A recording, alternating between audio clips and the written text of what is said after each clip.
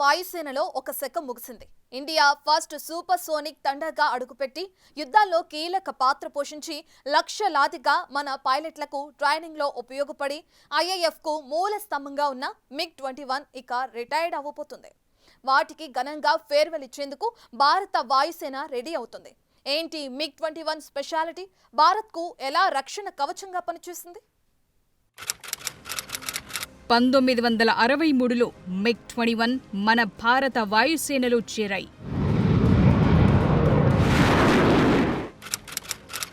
62 సుదీర్ఘ అనుబంధం, ఎన్నో ఘన విజయాలు, కొన్ని విషాద ఘటనలు, లక్షల మంది పైలట్లకు ట్రైనింగ్. MiG-21 ప్రస్థానంలో రికార్డులెన్నో. MiG-21 ఫైటర్ జెట్స్ ఇప్పుడు పూర్తిగా రిటైర్ అవ్వబోతున్నాయి. సెప్టెంబర్ 26న ఘనంగా ఫేర్వెల్ ఇచ్చేందుకు భారత వాయుసేన సిద్ధమైంది. ఇవి మన దేశ రక్షణకు ఎలా ఉపయోగపడ్డాయి, వాటి చరిత్రేంటో చూద్దాం.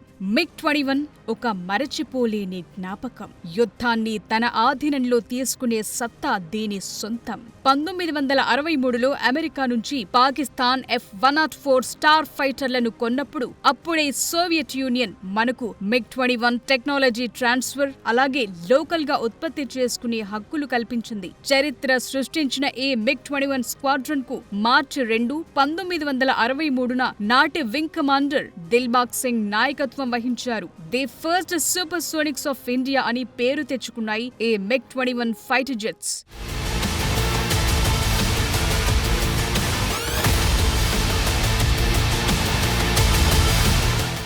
నిజానికి ఈ ఫైటర్ జెట్స్ రాకముందే 8 మంది ఐఏఎఫ్ పైలట్లను 1962 అక్టోబర్లో కజకిస్తాన్ కు MiG-15 అలాగే MiG-17లలో ట్రైనింగ్ కోసం పంపారు. ఇది కేవలం ఒక ఫైటర్ జెట్ ను కొనటం మాత్రమే కాదు, సోవియట్ యూనియన్ తో ఇండియా మొదటి సాంకేతిక భాగస్వామ్యం. మనకు ఎవరూ లేరు అనుకున్నప్పుడు మన వెన్నంటే నిలిచింది సోవియట్ యూనియనే. ఇప్పటి రష్యా ఏమీ ఆశించకుండా భారత్ ను ప్రాణ స్నేహితుడిగా చూసింది. అది యుద్ధ విమానాల అంతరిక్ష ప్రయోగాలైన అన్నింటికీ టెక్నాలజీ ట్రాన్స్ఫర్ చేసింది. ఇప్పుడు 5వ తరం స్టెల్త్ ఫైటర్ జెట్స్ ను ఇచ్చేందుకు సుముఖత వ్యక్తం చేసింది.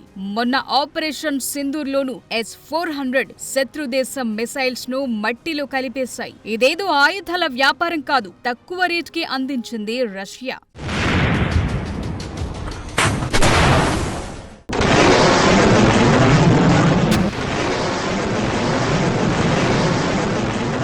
ఈ first generation MiG-21 fighter jets మన దేశానికి విప్లవాత్మకమైనవి. ఎందుకంటే ఇవి మాక్ 2 స్పీడ్ ఉండడంతో భారత వాయుసేనకు మొదటిసారిగా అధికారికంగా సూపర్ సోనిక్ గా మారింది. MiG-21 గంటకు 2200 కిలోమీటర్లకు పైగా వేగాన్ని అందుకోగలదు. R-25 ఇంజిన్ 1565 పౌండ్ల థ్రస్ట్ ను ప్రొడ్యూస్ చేస్తుంది. ఈ జెట్ సెకనుకు 225 మీటర్ల రేట్ తో పైకి వెడుతుంది. అంటే కేవలం 4 నిమిషాల్లోనే 58,000 అడుగుల ఎత్తుకు వెళ్లగలిగే కెపాసిటీ దీని సొంతం. 1965 యుద్ధం భారత్ కు కీలక పాఠాలను నేర్పింది.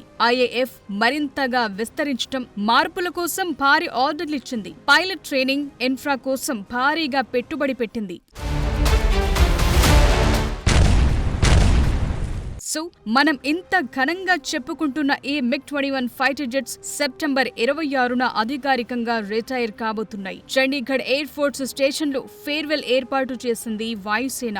62 సంవత్సరాల సేవకు ముగింపు కార్యక్రమం. MiG-21 కు సంబంధించి చివరి 2 స్క్వాడ్రన్లే మన దగ్గరున్నాయి. ఒక్కో స్క్వాడ్రన్ లో 18 చొప్పునుంటాయి. మొత్తం 36 ఫైటర్ జెట్స్ ఇక చరిత్రగా మారనున్నాయి. భవిష్యత్ తరాలకు సజీవ సాక్ష్యాలుగా మిగలబోతున్నాయి. MiG-27లు 2019లో రిటైర్ అయ్యాయి. MiG-29లు ఇంకా సర్వీస్లో ఉన్నాయి. కొన్ని అప్గ్రేడ్లతో 2030 దాకా కొనసాగే అవకాశముంది. ఈ MiG-21లు మన దగ్గరున్న 80% పైలట్లకు ట్రైనింగ్ అందించాయి. వీటిపైనే ట్రైన్ అయ్యాయి. అలా ఐఏఎఫ్ ఎయిర్ క్రూ డెవలప్మెంట్ కు మూలం ఈ MiG-21 జెట్స్.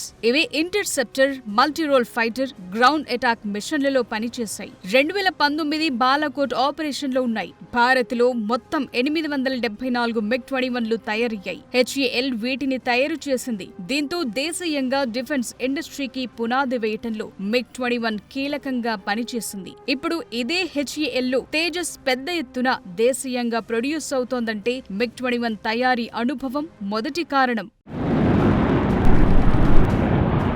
1965 ఇండో-పాక్ యుద్ధంలో పాకిస్తాన్ F-104లను ఎదుర్కొన్నాయి. 3కు పైగా పాక్ జెట్స్ ను కూల్చేశాయి. ఇక 1971 ఇండో-పాక్ యుద్ధం టర్నింగ్ పాయింట్. 500+ kg బాంబులు డ్రాప్ చేశాయి ఈ MiG-21 fighter jets. Pak air బేస్లపై అటాక్ చేశాయి. బంగ్లాదేశ్ విముక్తి యుద్ధంలో కీలకంగా పనిచేశాయి. పాక్ ను వణికించాయి. అటు 1999 కార్గిల్ యుద్ధంలో ఆపరేషన్ సఫేద్ సాగర్ లో కీ రోల్ పోషించాయి. ఎయిర్ ఫోర్స్ ను రంగంలోకి దింపుదామని డిసైడ్ అవ్వటమే ఆలస్యం. జెట్ స్పీడ్ తో దూసుకెళ్లి పాక్ పొజిషన్లపై అటాక్ చేశాయి. పై చేయి సాధించటంలో MiG-21 పాత్ర మరువలేనిది. MiG-21 ఫ్యూచర్ ఫైటర్ జెట్స్ సాధించలేని వారసత్వాన్ని మిగిల్చాయి. హిమాలయ శిఖరాల నుండి రాజస్థాన్ ఎడారుల వరకు, అటు బంగాళాఖాతం, ఇటు అరేబియా సముద్రం, కింద హిందూ మహాసముద్రం, పర్వతాలైనా సముద్రాలైనా ఎక్కడైనా ఎప్పుడైనా రెడీ అన్నట్లుగా తన ప్రతాపాన్ని చూపాయి MiG-21. మరిప్పుడు దీన్ని రిప్లేస్ చేసే ఫైటర్ జెట్స్ ఏంటి? IAF ఫ్యూచర్ ప్లాన్ ఎలా ఉంది?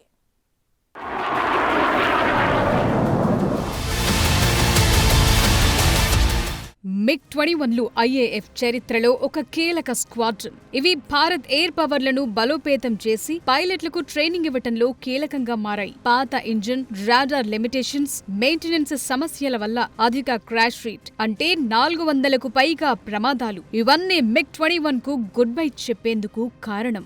MiG-21 రిటైర్మెంట్ తరువాత తేజస్ మార్క్ 1A వంటి స్వదేశీ జెట్లు IAF ను మోడర్నైజ్ చేయబోతున్నాయి. ఇది ఆత్మ నిర్భర్ భారత్ కు కీలకం. అయితే డెలివరీ డిలేలుంటాయి.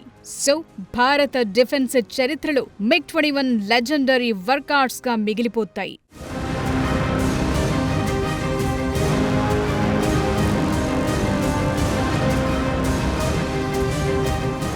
చాలా సంవత్సరాలుగా భారత వాయుసేనకు ఈ MiG-21 జెట్స్ వెన్నెముకగా పనిచేశాయి. ముఖ్యంగా 1971 బంగ్లాదేశ్ విముక్తి యుద్ధంలో MiG-21 తన కెపాసిటీ నిరూపించుకుంది. 1971 డిసెంబర్ 14న MiG-21లు స్ట్రాటజిక్ ఆపరేషన్ లో పాల్గొన్నాయి. ఢాకాలోని గవర్నర్ నివాసంపై రాకెట్ దాడి చేశాయి. ఈ ఒక్క మిషన్ 48 గంటల్లోనే పాకిస్తాన్ లొంగిపోవటానికి దారితీసింది. భారత్ పాక్ యుద్ధంలో కీలక పాత్ర పోషించాయి.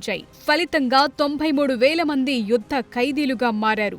బంగ్లాదేశ్ పుట్టుకకు దారితీసింది. నాటి యుద్ధంలో MiG-21లు ఆధిపత్యం చూపించాయి. MiG-21తో మరో గుర్తుండిపోయే సందర్భంగా 2019 ఫిబ్రవరి 27న జరిగింది. బాలాకోట్ ఎయిర్ స్ట్రైక్స్ తరువాత పాక్ F-16లు సహా అధునాతన యుద్ధ విమానాలతో ఎదురుదాడిని మొదలుపెట్టింది. 1950లో రూపొందించిన MiG-21ను వింగ్ కమాండర్ అభినందన్ వర్ధమాన్ నడుపుతూ పాకిస్తాన్ లేటెస్ట్ వెర్షన్ F-16ను ఎదుర్కొన్నాడు. అది 4th జనరేషన్ మల్టీఫైటర్ జెట్. మనది ఓల్డ్ వెర్షన్. అయినా సరే అభినందన్ వర్ధమాన్ అసాధారణ నైపుణ్యం, అలాగే MiG-21 ఫైటింగ్ కెపాసిటీ పనిచేశాయి. MiG-21ను ఢీకొట్టడానికి ముందే R-73 మిసైల్ ఫైర్ చేసి ఏకంగా F-16నే కూల్చేశాడు. తన జెట్ కూడా కూలిపోయింది. ప్రాణాలతో బయటపడ్డాడు. తరువాత పాక్ మనకు అప్పగించింది. అంటే ఫైటర్ జెట్ ఎంత పాతదని కాదు, దాన్ని ఎలా నడుపుతున్నాం, ఎలా వాడుతున్నాం అన్నదే ముఖ్యం.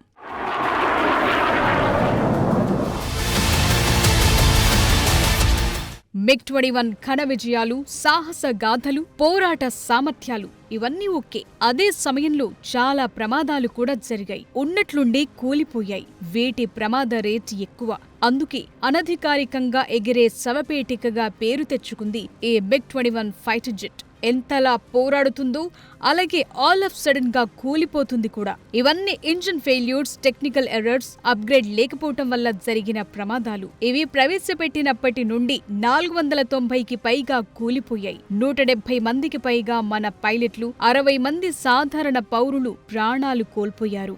6 దశాబ్దాల్లో దాదాపు 300 ప్రమాదాలు జరిగాయి. గత 10 ఏళ్లలోనే 20కి పైగా ఎయిర్ యాక్సిడెంట్లు జరిగాయి. నిజానికి MiG-21 20-25 ఏళ్ల లైఫ్ టైం కోసం రూపొందించారు. కానీ భారత్ మాత్రం 62 ఏళ్లు వీటిని లైట్ గా అప్గ్రేడ్ చేస్తూ నడిపిందంటే మాటలు కాదు. ఇదో చరిత్ర. ఎన్నో సాహసగాథలు MiG-21 చుట్టూ ఉన్నాయి.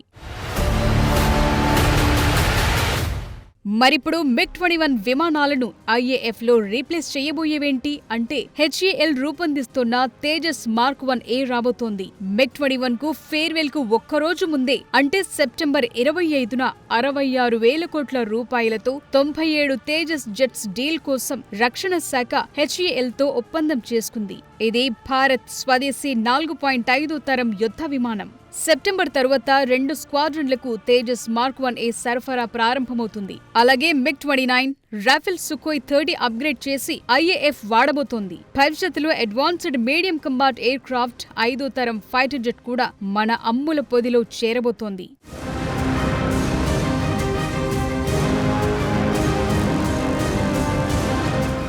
MiG-21 పోరాట పటిమను అదే వారసత్వాన్ని కంటిన్యూ చేసేలా తేజస్ మార్క్ 1Aను తీసుకొచ్చారు. IAF కోసం హిందుస్థాన్ ఏరోనాటిక్స్ లిమిటెడ్ అభివృద్ధి చేసిన స్వదేశీ 4.5 తరం మల్టీ రోల్ ఫైటర్ జెట్. MiG-21తో పోలిస్తే చాలా అడ్వాన్స్డ్ తేజస్.